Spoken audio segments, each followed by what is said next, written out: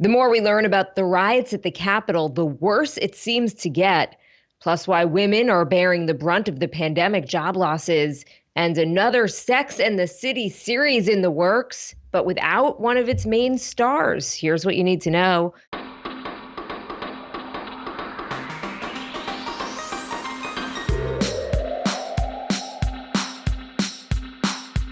Good morning. This is Cheddar's Need2Know podcast for Monday, January 11th. I am Jill Wagner with Carlo Versano. Good morning, Carlo. Hey, Wags. How was the weekend? Very chill. Didn't do much, but slept a little bit. How was yours? Good. Yeah, I slept like 12 hours on Saturday night. I must have really needed it. But I woke up very optimistic today, and I'm going to tell you why. And that's rare for me, especially on Mondays. But I have to say, I was just thinking in the shower this morning, there's a lot of bad news right now, right? But in a few days, we're going to have a new government. Joe Biden may be the worst, most ineffectual president since the last one, but at the very least, he's not going to incite murderous mobs at the Capitol, I think is a very safe bet. So that's good. The vaccine rollout, it's coming. Hundreds of thousands of people in this country are getting vaccinated against this damn disease every single day. I really feel confident that, and knock on wood here, the back half of 2021 is going to be fantastic. And I'm sticking with that right now. All right, Carlo, I like the optimism to kick off the week. We'll see how long that lasts. I'd love to hold you to that. But let's get to some news. So in his first interview since the Capitol riots, the now former Capitol Police Chief says that House and Senate security officials denied his request to put the National Guard on standby ahead of planned protests, even though intelligence suggested that the crowds were going to be big and disruptive. Graphic video has surfaced showing rioters beating a police officer with an American flag on the steps of the Capitol. It is unclear if this was Brian Sicknick, the officer who died. His family says they've spoken to the vice president and House Speaker, but not the president. After several days, the White House has finally called for flags on federal buildings to be flown at half-staff in honor of Sicknick. And also a second Capitol police officer died over the weekend, reportedly by suicide. Details, though, are pretty scarce, but we're gonna follow it and see what we can find out. The outgoing Capitol Police Chief having time to talk to the Washington Post, but still not a single press conference. I know this is something that nobody cares about unless you're in the media, but the fact that there have been no pressers from any government agencies since this happened, to me, is just absolutely astounding. I mean, can you imagine if after 9/11 you hadn't heard from the federal government in any official capacity going on a week afterwards? I'm not comparing this to 9/11. I'm just saying, it's astounding to me. Meanwhile, on the arrest front, there were a lot of arrests over the weekend. Dozens of people have now been detained on federal charges in connection with those riots, including a West Virginia lawmaker who has since resigned, the guy who stole a letter from Speaker Pelosi's desk. He was the guy who was photographed with his feet up on her desk. The guy who stole her lectern in that viral photo. The guy known as the QAnon shaman who was walking around shirtless in the headdress. Also, two men clad in military fatigues who were carrying zip ties have also been detained. Those ones were a little bit. Those guys were scarier than the other ones, I think. Jill, I'm against cancel culture, generally speaking, but in this case, I'm making an exception. I think every single one of these guys should be frog walked in front of the media, shamed, so that they can never hold a job again, because that's where we are. You mentioned it in the cold open. It is true. There's few news events in my career where they actually get more horrific as time goes on. It's usually the opposite, yeah. Right? It's usually like in the beginning, it seems worse than it is. This is the opposite of that. And the more video that comes out of this, the more it seems like even though, this was by far a catastrophe, it seems like we may have actually dodged a real bullet. Yeah, I mean, quite literally, actually, because the AP is out with a pretty good report this morning, and they talk about there's been this effort of some, I guess, right wing to try and blame what happened on Antifa and on left wing organizations. And they found that's really not true. I mean, these people that they're arresting have records, have social media profiles, have comments that they've made. They've been at other rallies. This wasn't like, it wasn't Antifa coming in and starting the trouble. And the Right. AP was saying, a lot of these people who have been arrested had weapons, had assault weapons. So we're learning a lot more about maybe perhaps what they were planning had Mike Pence and Nancy Pelosi and others not been whisked away to undisclosed locations. I don't know if you saw 60 Minutes last night. Leslie Stahl interviewed Nancy Pelosi, and she was saying that I guess she has two offices across the hall from each other. So we saw that one picture of the guy with his feet up on her personal desk, which was totally disrespectful. And obviously there was damage to property and they broke mirrors. And obviously there's that part of it. Across the hall, though, her staff was literally hiding underneath desks for 2.5 hours as people were banging on the door trying to get in, and they luckily weren't able to. But you have to think, imagine they were able to get in, or they got into the chambers sooner while there were lawmakers there. To your point, it is absolutely frightening how much worse this could have been. And on that note, a small but growing number of congressional Republicans are now urging President Trump to resign. Senator Pat Toomey, the biggest Republican name yet to call for the president to, quote, just go away. Now, assuming that doesn't happen, and the reporting suggests it's unlikely, House Democrats are preparing to vote to impeach the president for inciting the Capitol mob as soon as tomorrow. First, Democrats will formally call on the vice president to invoke the 25th Amendment today. And if he doesn't respond in 24 hours, Speaker Pelosi says they're going to bring articles of impeachment to the floor.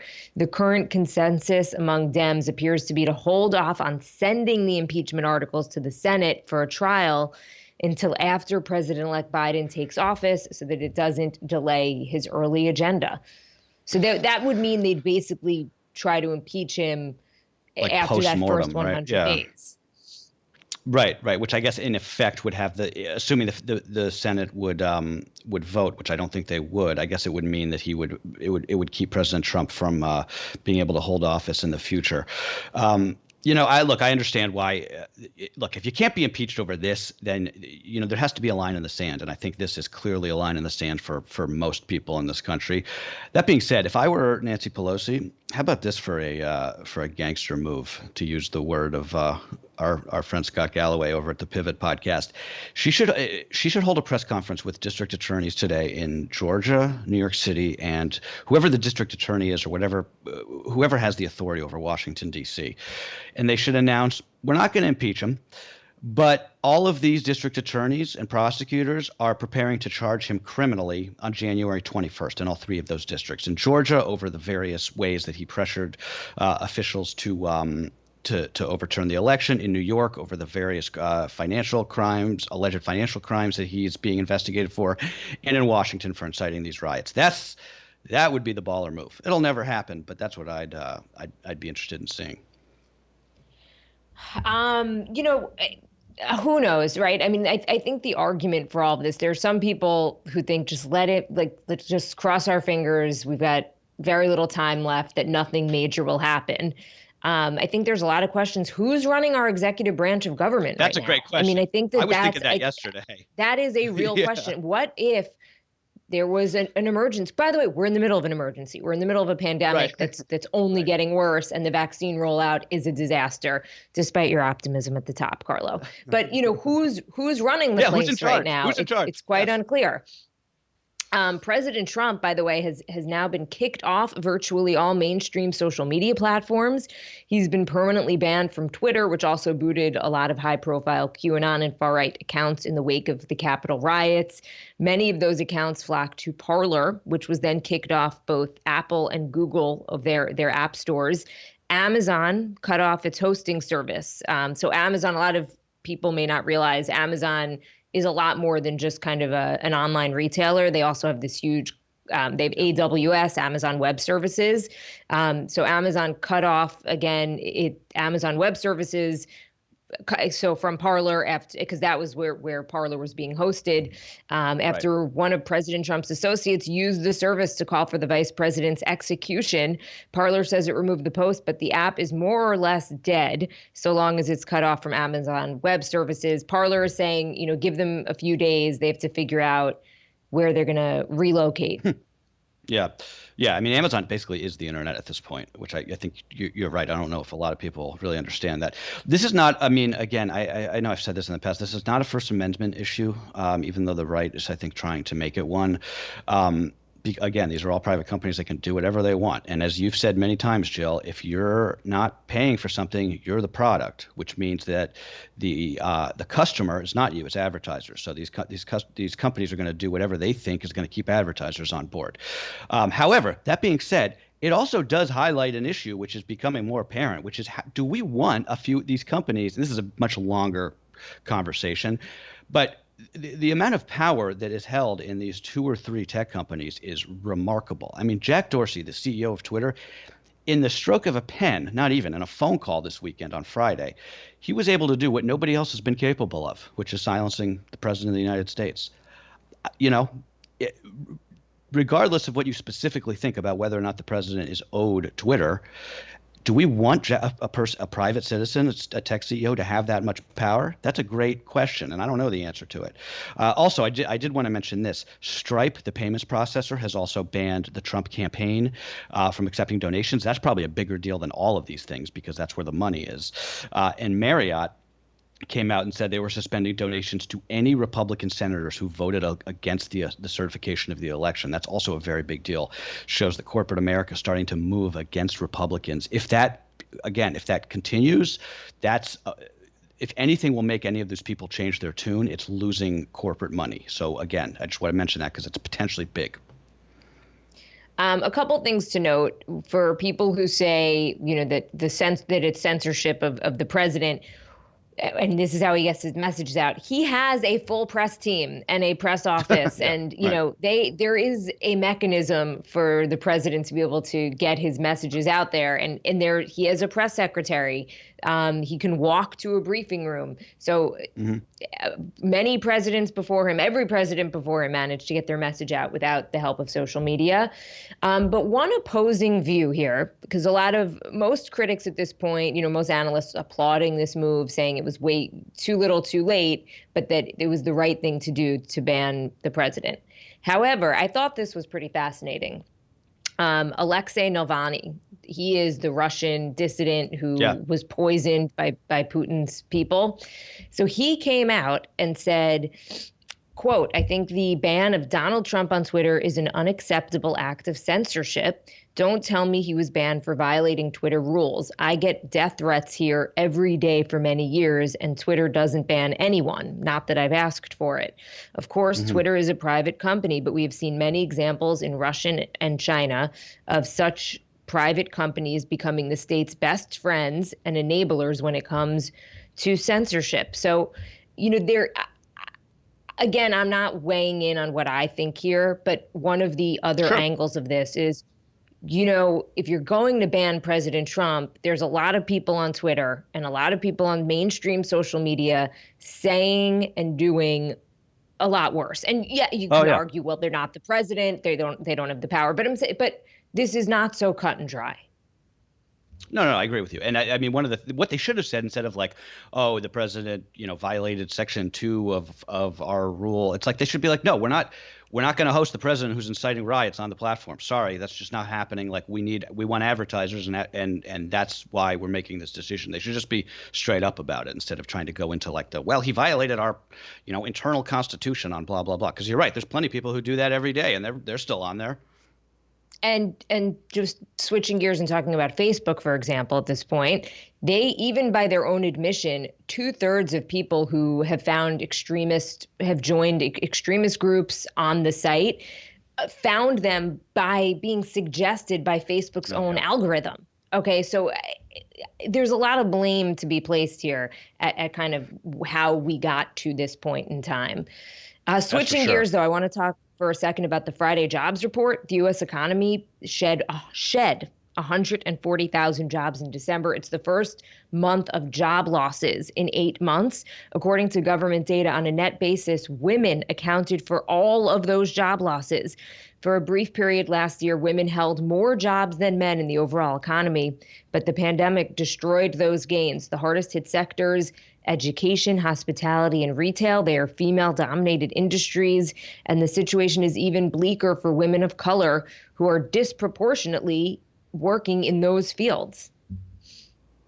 Yeah, I'm glad you made a point of putting this in today, because I had seen this on Friday and I forgot about it over the weekend. But incredible important story, and one that we can't cover enough, really.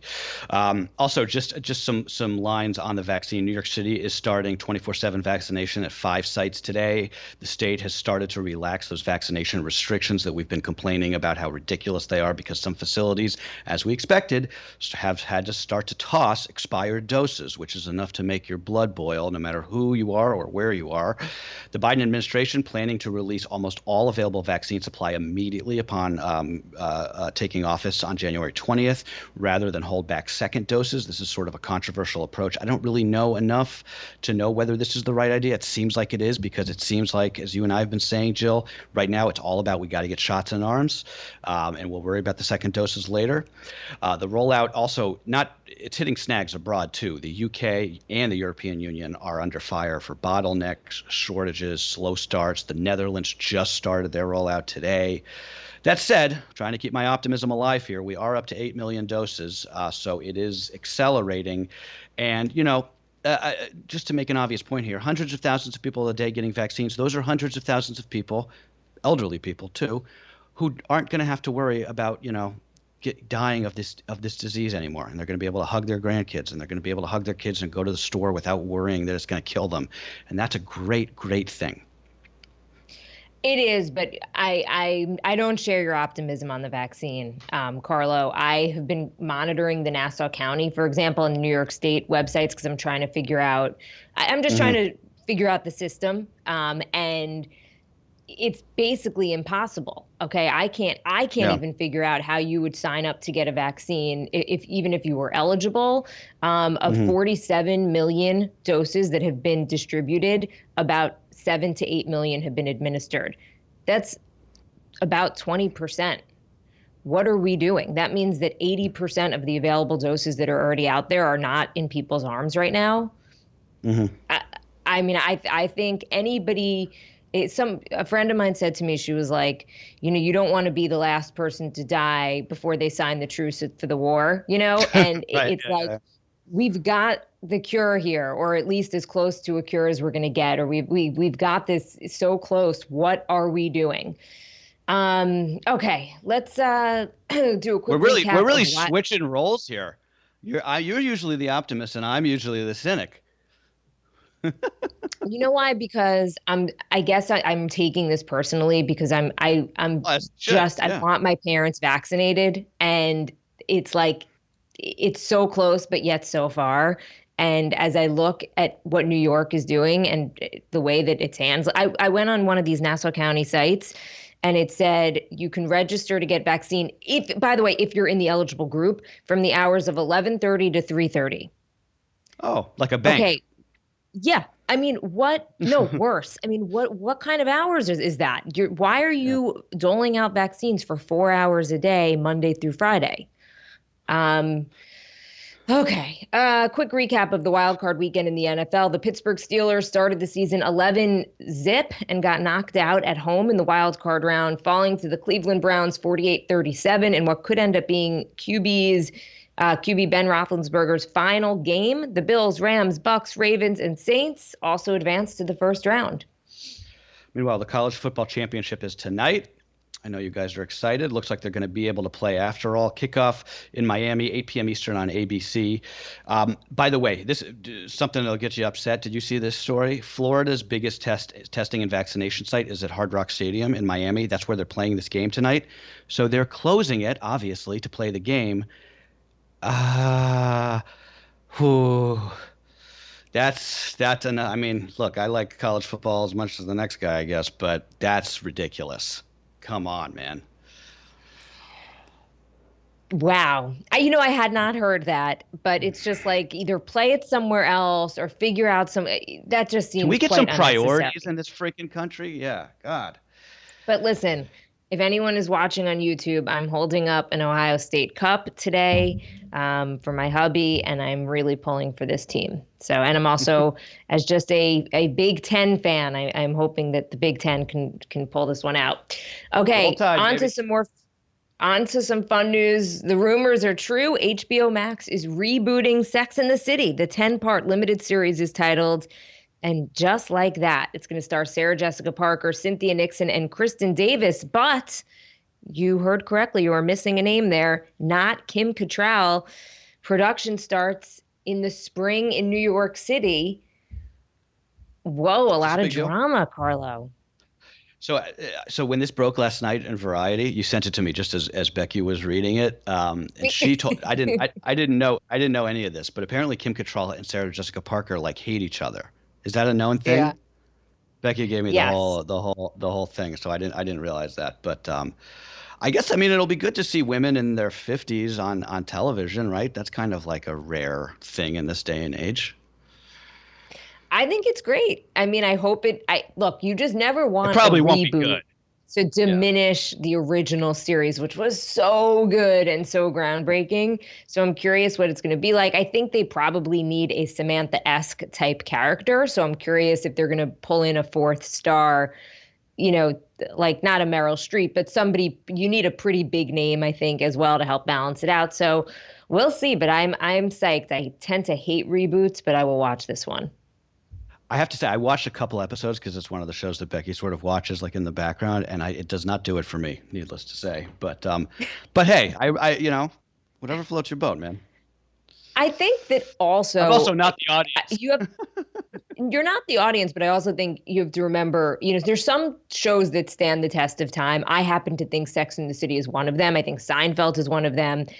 But Yeah. Sex and the City, when it first came out, which was, the late 90s, early 2000s, I believe, it was It was it ahead of was its time. truly Yeah. groundbreaking. So Yeah, respect. Yeah. I think you I just feel the have same to way about think The about it Sopranos. Yeah. in the context. All right, we're gonna leave it there. But that's what you need to know for Monday, January 11th. All right, guys, have a good one. We'll see you tomorrow.